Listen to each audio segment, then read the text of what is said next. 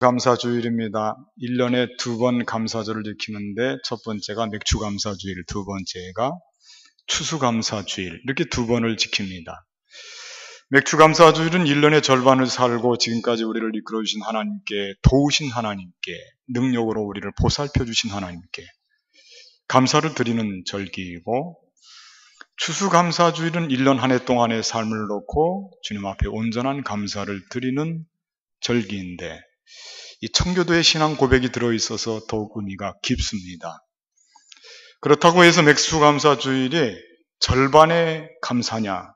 그렇지는 않습니다. 왜 그러냐면 맥주감사주일은 감사도, 지나간 시간에 대한 감사도 감사지만 남아있는 시간에 대해서 하나님께 바라고 기대하고 소망하고, 또 우리의 소망을 하나님께서 반드시 들어주실 거라고 하는 믿음을 갖고 고백하고 노래하기 때문에, 그래서 이 감사는 참 우리에게 의미가 깊은, 맥주감사주일은 감사도 되고 믿음도 있고 소망도 있는 그 모든 것이 하나로 어우러져서 하나님께 영광을 돌리고 찬양을 드리는 것이 이 맥주감사절의 의미이기 때문에 참 깊은 의미의 감사절입니다.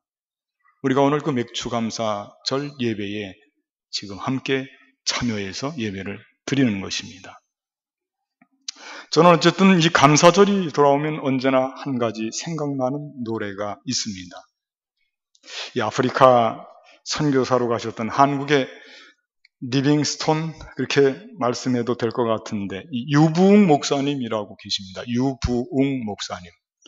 예전에 우리 용산제일교회 바로 밑에 있는 효동교회에서도 목회하신 경험이 있으신 분입니다.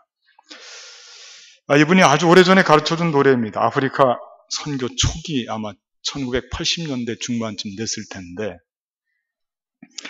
이분이 저의 모교회 신당동에 있는 신일교회에 오셔서 선교 보고 설교를 한 번 하셨는데, 그때 당시 거기 담임 목사님이 이광선 목사님인데, 그분하고 아마 그 동네 고향 친구였던 거로 알고 있습니다. 그때 그 가르쳐준 노래 지금도 잊지 않고 감사절이 되면 저 혼자 중얼중얼 그렇게 부릅니다. 아프리카 노래인데 참 재미있습니다. 그분이 이 몸을 막 흔들면서 굉장히 신나게 이 노래를 불렀던 거 지금도 눈에 선합니다. 산테사나 예수, 산테사나 예수. 산테사나라고 하는 것은 그 사람들 말로 감사한다, 땡큐, 그런 뜻이거든요. 이 산테사나 예수, 산테사나 예수, 산테사나 예수 모요미, 산테사나 예수, 감사 감사 예수, 땡큐 땡큐 지저스 인 마이 핫, 이렇게 막 부르는데 저처럼 부르지 않고 막 신나갖고 막 몸을 움직이면서. 아프리카 사람들은 이 노래를 한 30분 이상을 부른답니다.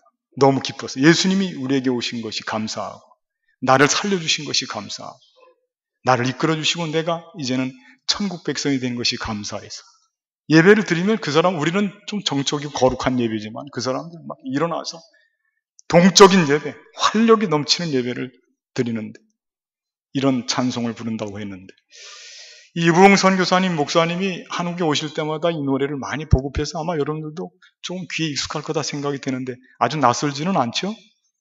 물론 시켜보지는 않겠습니다. 저 혼자 이렇게 읊조리는 건데. 단순하지만 그냥 구절마다 산테사나, 감사하다, 감사하다. 오늘 예배를 드리면서 우리들도 이 감사의 노래가 좀 많이 퍼져갔으면 좋겠습니다. 그동안 있었던 일에 대한 감사도 감사, 내가 살아온 것만 해도 감사, 에벤에셀로 감사하고, 또 하나님께서 우리의 미래에 우리를 위해서 예배해 놓으신 여호와 이레, 여호와 이레, 그 설레임이 있지 않습니까? 하나님이 과연 우리의 미래에 무엇을 준비해 놓고 계실까? 어떤 선물이 우리 미래에 있을까? 그 좋은 선물 아브라함도 받았는데 우리도 받아야 되겠구나, 그 생각을 하면서 오늘 이 시간에는 우리가 지나온 시간도 감사를 드리고 미래에 대한 주님께서 예비하신 선물 여호와 이레, 이 기대하는 마음을 가지고 이 감사의 제목을 나누고 여호와 이레에 대한 아브라함이 받았던 축복을 우리들도 이 시간 함께 고백하고, 확인하고 고백하고 함께 누리게 되면 좋겠습니다. 자, 그렇다면 하나님께서 우리에게 예비하신 이 여호와 이레의 선물 뭐가 있을까? 오늘 본문의 말씀을 중심으로 해서 여러분들께 몇 가지를 소개를 하려고 합니다. 첫째, 저를 한번 따라하겠습니다. 하나님은 우리에게 어린 양을 예비하셨다. 아멘. 그렇습니다. 하나님은 우리에게 어린 양을 예비하셨다. 어린 양.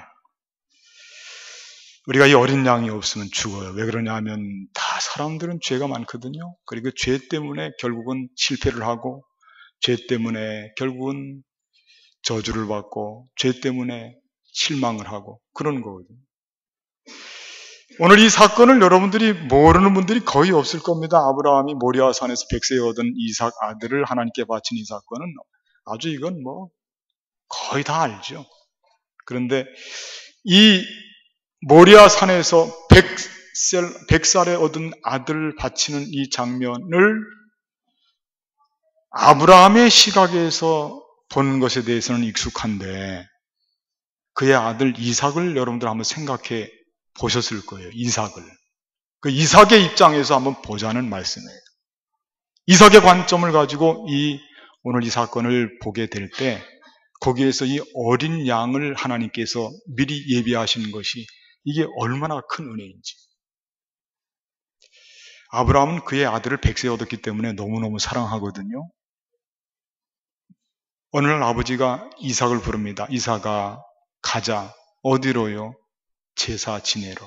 예배하러 가자. 오늘 본문의 말씀을 보니까 창세기인데도 불구하고 예배라고 하는 단어가 나옵니다. 예배라고 하는 단어가 이 5절 말씀에 나오는 거예요. 예배 드리러 가자. 그래서 종들과 함께 짐을 꾸려가지고 예배를 드리러 가는 거예요.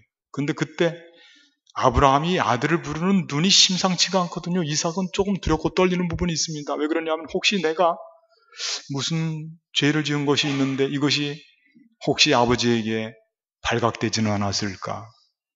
아버지가 내가 몰래 지은 죄를 알고 계시는구나.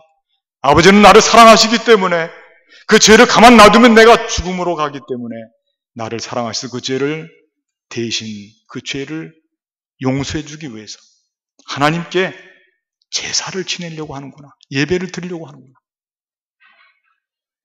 이삭은요, 예배 자리, 제사의 자리로 나가게 될 때, 그때 이삭은 자기가 죄를 지어서 그 죄 대신 죄인이어서 자기가 하나님께 제물로 바쳐져야 되는 그 자리에 대신 어린 양이 있을 거라고 하는 생각을 가지고 그러고 가는데요. 아무리 눈을 씻고 살펴봐도 자기를 대신할 어린 양이 없는 거예요. 두렵고 떨립니다. 그런데 그걸 확인을 해야 되는데 확인할 용기가 나지가 않습니다. 이게 뭔가 문제가 생겼어요. 종들도 있습니다. 그리고 산이 점점 가까이 다가오고 있습니다. 마지막 이제는 둘만 동행하게 되었습니다. 그때 너무 불안한 마음도 들고 자기를 대신한 어린 양이 없으니 이게 어떤 일인가? 칼도 있습니다. 불도 있습니다. 그래서 이 이삭 아들이 아버지에게 먼저 물어보는 거예요. 아버지, 우리가 지금 하나님께 제사 예배드리러 가는데요. 아마 그건 저 때문일 겁니다. 제가 뭔가 잘못이 있어서 하나님께 제사를 지내겠죠. 그런 생각이 있었을 거예요. 제 생각입니다. 그런데 아버지, 그러려면 저 대신해서 바쳐질 희생의 제물이 있어야 될 것이 아닙니까? 아버지, 양이 없군요. 어떻게 된 겁니까? 말씀 한번 확인해서 읽어보도록 하겠습니다. 자, 7절 말씀 보시기 바랍니다. 7절 말씀. 이삭이 그 아버지 아브라함, 같이 한번 읽어보겠습니다. 시작. 이삭이 그 아버지 아브라함에게 말하여 이르되, 아버지여, 그가 이르되, 내 아들아, 내가 여기 있노라. 이삭이 이르되, 불과 나무는 있거니와 번제할 어린 양은 어디 있나이까? 걱정이 지금 태산 같은 거예요. 만일 그 어린 양이 없으면 자기가 대신 죽어야 되는 거거든요. 어린 양이 피를 대신 흘리는 것은 우리 자신이 죽을 수 없기 때문에 대신 피를 흘리는 거거든요. 근데 그게 없다 하니까 지금 엄청 지금 불안한 거예요. 그랬더니 8절 말씀에 아브라함이 이르되 내 아들아 번제할 어린 양, 같이 한번 읽어보겠습니다. 시작. 아브라함이 이르되 내 아들아 번제할 어린 양은 하나님이 자기를 위하여 친히 준비하시리라. 우리가 이 대목에서 조금 손쉽게 넘어가는 분들이 많이 있습니다. 대부분 생각하기를 아브라함이 그의 아들 이삭이 충격을 받고 놀라고 거기서 도망가면 어떡할까 생각해서 그를 달래기 위해서 아브라함이 그 마음속은 지금 타는 듯하고 그 마음은 이루 어떻게 표현할 수가 없는 그런 멍들어 있는 마음이지만 이 아들 같이 가야 되니까 그래서 어쩔 수 없이 이 아브라함이 자기 아들에게 거짓말을 치는 것이 아닌가. 얘야, 하나님께서 번제했을 어린 양을 예비해 두셨어. 그게요, 우리 생각에 보통 넘어갈 때 아브라함이 아들을 계속 데리고 가기 위해서 거짓말을 치는 것으로 선의 거짓말이겠죠. 달리기 위한 말이겠죠. 그렇게 생각했습니까? 그런 마음이 들었습니까? 정말 그럴까요? 이건 거짓말이 아니에요. 이 지금 아브라함의 마음 속에는 너무너무 절박하고 이 순간 만일 정말 하나님께서 예비하신 어린 양이 없다면 100세 얻은 이 아들이라 하더라도 지금 그 생명이 나가고 있는 그런 절박한 가운데 지금 하나님께 강력하게 소망을 두고 기도하는 마음으로 고백하는 이 고백이 하나님께서 어린 양을 예배해 두셨단다. 거짓말이 아니라니까요. 둘러대는 말이 아닙니다. 이건 강력한 소망에 대한 의지입니다. 하나님 그렇게 해주시기를 바라는 간구입니다. 기도입니다. 아들을 살리기 위한 그의 절규입니다. 이게 지금 그렇게 표현되고 있는 겁니다. 하나님이 너를 위해서, 너를 살리기 위해서 어린 양을 준비해 주셨단다. 여기서 그냥 가면 죽기 때문에 살리기 위해서 어린 양을 준비해 두신 이 아버지 하나님에 대한 희망을 지금 노래하고 있는 거라니까요. 거짓말이 아니, 예언적인 이야기입니다. 저는 2015년도 후반기를 살아갈 때 우리가 만일 털지 못하고 마음속에 앙금이 남아있고 원망, 시기, 질투, 분노, 다툼, 저주, 미움, 죄악 이거 털지 못하고 후반기에 가게 되면 우리는 장담할 수가 없어요. 죄 묻은 상태로 가게 되면 장담할 수가 없어요. 오늘 우리는 이 예배를 통해서 주님께 참회 기도를 드렸습니다. 주님께서 우리를 어루만져 주시는 줄로 믿습니다. 우리에게 어린 양을 예배해 주셔서 이대로 가면 죽기 때문에 그 어린 양을 예배해 두셔서 우리를 삶의 길로 나아가게 해주시는 줄로 믿습니다. 네? 말이 막 꼬이네.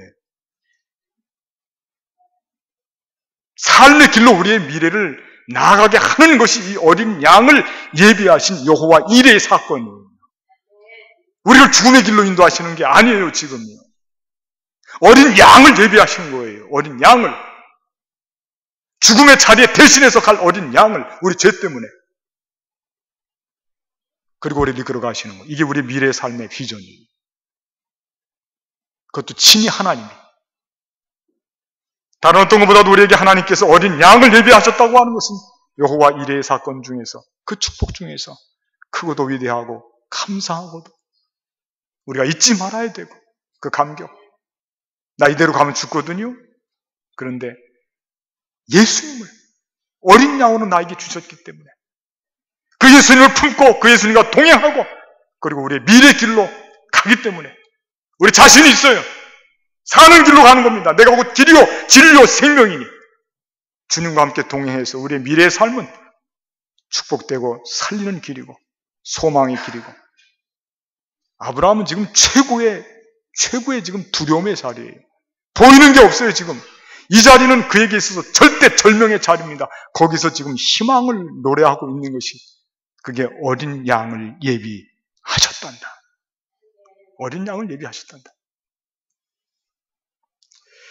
우리 앞길에도 이제 2015년도 후반기 주님께서 우리에게 어린 양을 예비하시고 우리를 사망의 길로가 아니고 실패의 길로가 아니고 생명의 길로, 승리의 길로, 능력의 길로 인도하시는 줄로 믿습니다.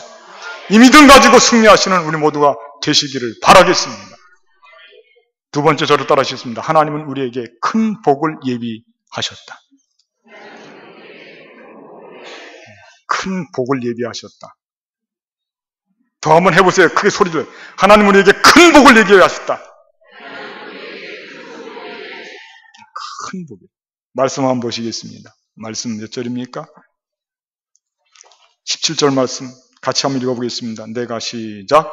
내가 내게 큰 복을 주고 내 씨가 크게 번성하여 하늘의 별과 같고 바닷가의 모래와 같을 것이니 네 씨가 그 대적의 성문을 차지하리라.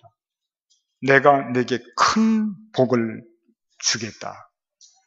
이 여호와 이레 중에서 이건 참 귀한 말씀이죠. 하나님이 우리에게 복을 예비하고 계신다고 하니까 얼마나 좋은지 몰라요. 복을 예비하고 계신다니까요. 그것도 적은 복이 아니고 큰 복을 예비하고 계신다고 그랬어요. 아브라함에 대해서 우리가 말씀을 나눌 때에 꼭 잊지 않고 아브라함의 삶의 의미를 두 가지로 생각할 수가 있는데 하나는 순종이요, 두 번째는 그 순종의 결과로 오는 축복입니다. 아브라함과 관련해서 이 두 가지는 어떤 것도 경히 여길 수 없습니다. 순종과 축복이에요. 말로 표현을 들어서 한다면 아브라함은 어떤 경우에도, 극한 경우에도, 도저히 순종할 수 없는 경우에도 순종해서 그 순종을 보고 하나님께서 아브라함에게 복을 주셔서 복을 받은 사람이 되었다고 하는 것이 아브라함의 생애의 모든 의미요, 내용이에요. 이게 우리의 교훈입니다. 믿음과 순종은 다른 말이지만 내용은 똑같은 거예요. 신앙생활 하는 것도 우리는 아브라함을 보고 믿음의 조상이라고 고백합니다. 순종이라고 하는 것이 그렇게 중요해요. 그걸 본받자고 지금 계속해서 반복적으로 성경은 우리에게 말씀하고 가르치고 있거든요. 베드로도 예수님의 제자가 될 때 예수님께서 베드로에게 어쩌면 시험했을지도 몰라요.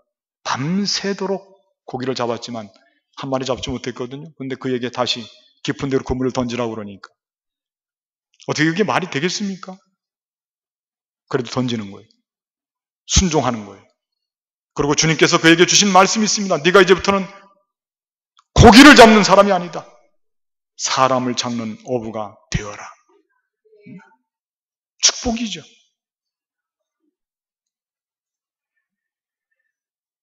순종은 특히 하나님께서 우리에게 말씀하실 때 이 순종은 우리의 합리적인 생각, 우리의 경험, 우리의 상식, 이성 거기에 매여 있지 않습니다.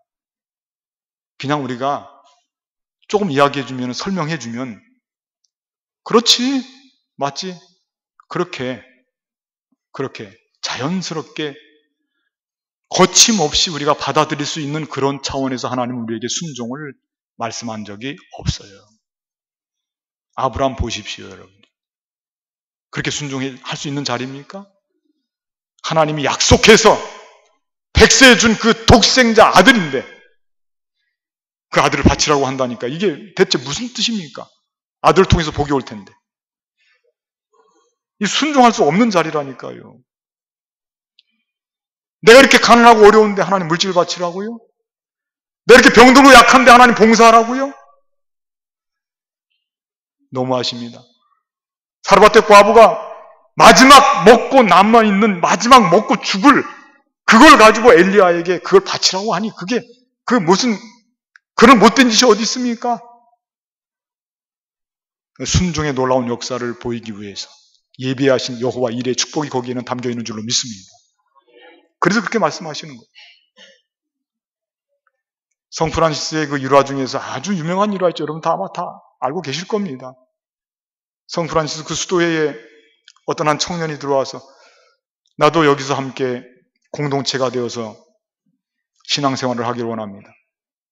받아줘야 되는데 그를 검증할 수 있는 방법이 없어요. 아무 내용도 없고 누군지도 잘 모르겠고 그래서 거기 있는 모든 분들이 고개를 갸우뚱하는데 성 프란시스 그분이 그에게 한 가지 과제를 주잖아요.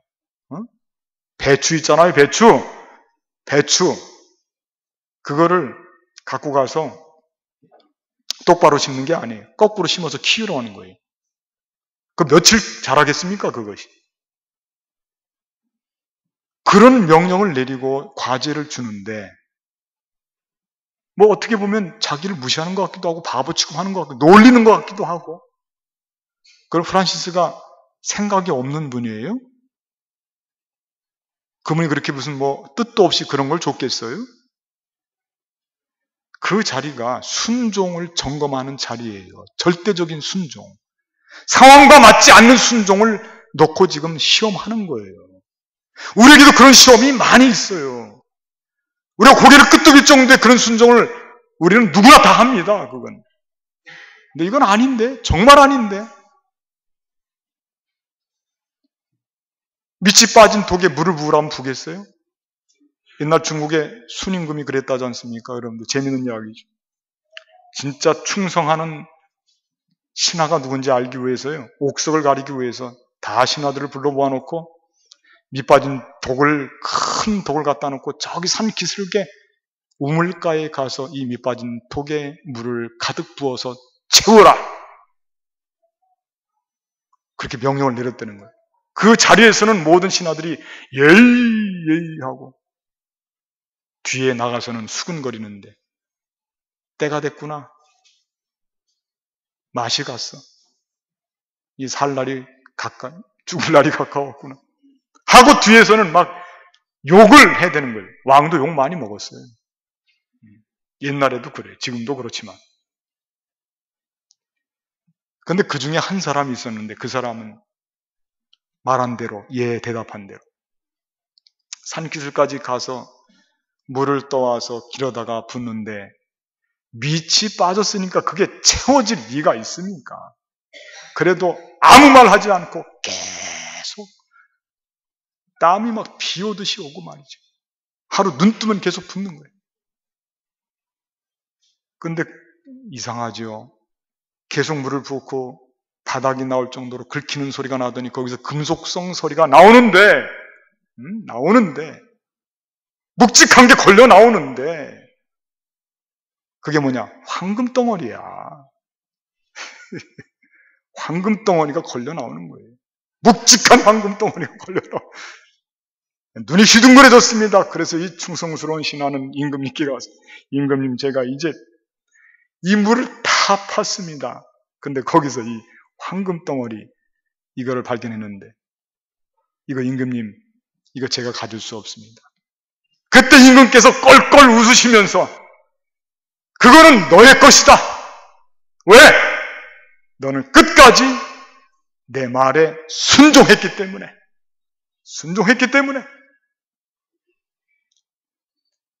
참 너무 유치한 이야기 같지만은 우리의 삶을 돌아보십시오. 내가 순종할 때 전수, 내 판단, 내 가치, 내 기준, 내 경험 그거 이상 극복되는 게 어디 있습니까? 거기서 아니면 아니죠. 말씀 그대로 받아들이고 거기에 대해서 우리가 순종하는 그런 믿음을 보여준 사람이 아브라함인데 그 아브라함의 그런 순종 때문에 그가 받은 큰 복이 연결되어 있는 거예요. 그냥 복 받는 게 아니에요. 순종은 우리 모두에게 있어서 너무너무 소중한 축복의 통로가 되는 줄로 믿습니다. 순종 우리의 앞길에 예비하고 계신다니까요. 그러니까 우리가 불순종하는 삶으로 가면 안 되겠죠. 순종의 삶으로 가면 거기에서 주님 주시는 여호와 이레의 큰 축복의 사건을 만나게 될 줄로 믿습니다. 세 번째 저를 따라하겠습니다. 하나님은 우리에게 복 나눔을 예비하셨다.